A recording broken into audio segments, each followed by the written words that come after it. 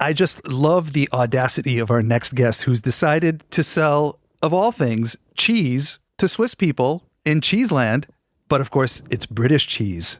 Welcome, Michael, the cheese shop, the British cheese shop. The British Cheese Centre, yeah. Yeah, well, thanks for having me. Our pleasure. Now, of course, we've met at the Expat Expo over the last few years, Sure. which is where you're a regular exhibitor. But in fact, for the folks that don't know, you do have a standalone shop, which is in Zurich.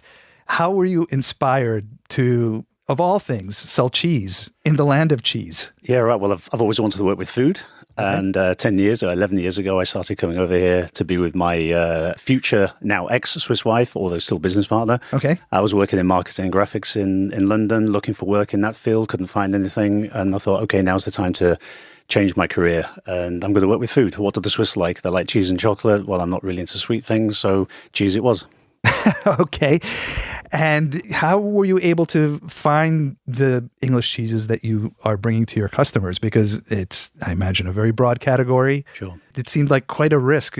Was it not where you have all this variety already in the market? It never felt a risk to me at the time. And the first 3 years, we started online, first of all. In the first 3 years, every 5 or 6 weeks, I was driving around the UK, driving over through France into the UK, picking up cheeses from France, driving through, going to customs, and then bringing them back and selling them online and doing markets and events and special exhibitions and the Expat Expos, of course, and catering. And then finally, the viaduct development in Zurich opened. There's a standalone Markthalle there.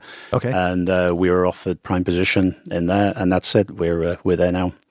And of course, your timing could not have been better because British cheese in general experienced, I mean, as an amateur, I would call it a renaissance, but how would we call it global notoriety for its awesomeness? Not many people know that Britain is the largest cheese producing country in the world. We actually make more different varieties of cheese than any other country. Okay. It could be argued that we make more than France and Switzerland combined.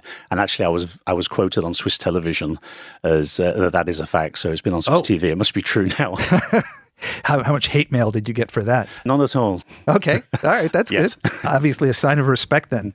Well, the Swiss love cheese, and British cheese is very different from Swiss cheese. That's my selling point. I always say to my Swiss customers, look, it's not a competition. It's not better than Swiss cheese. It's different. And if you really love cheese, and maybe once a month you want to try something different, whether it be French or Italian or Spanish or British, come and see me. And you're not just the shopkeeper. Now, we talked a little bit about a book you have coming up or that you're working on. Tell me a little bit about that. The book I'm working on, it's been a work in progress for a few years. It's about the history of British cheese and who makes the cheese now, but most importantly, it's who buys it from me now. So it's the interactions, the very human stories I've had with mostly Swiss customers over the last few years. And every chapter will be about a certain cheese, and at the end of the chapter, there will be a human story, a connection, if you like. And you were kind enough to bring along a few samples. And in fact, you brought one particular sample, and I'm still licking my fingers. Tell me about that cheese, because it's a great story. I first tried it 10 years ago, just before we started the shop here. I was at the British Cheese Festival in Cardiff Castle, and I met the lady, Sandy, who makes this cheese, and I was so blown away by it. I said, you're bound to win a prize with this. It's amazing. And she was so modest. She says, oh, it's not very good. I only just started making cheese last year, and no, it's not very good.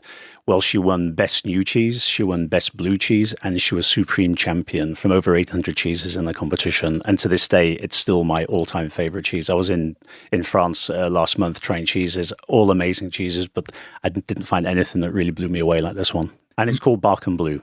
So a blue cheese. It's a blue cheese, yeah.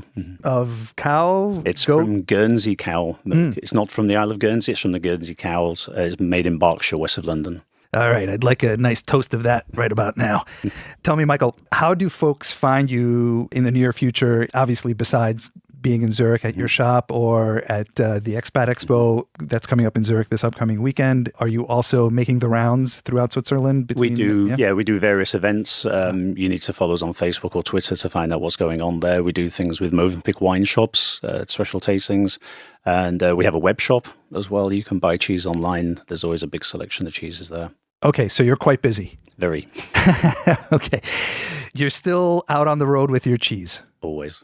And then, of course, you were generous enough coming here to talk about your 10th anniversary coming up and a special promotion. Yeah, in November this year, it'll be 10 years since we opened our web shop. If any of you guys at home want to order some cheese on my web shop, just mention in the special instructions box the English show, and I'll throw in a wedge of something special from my personal selection. Yum.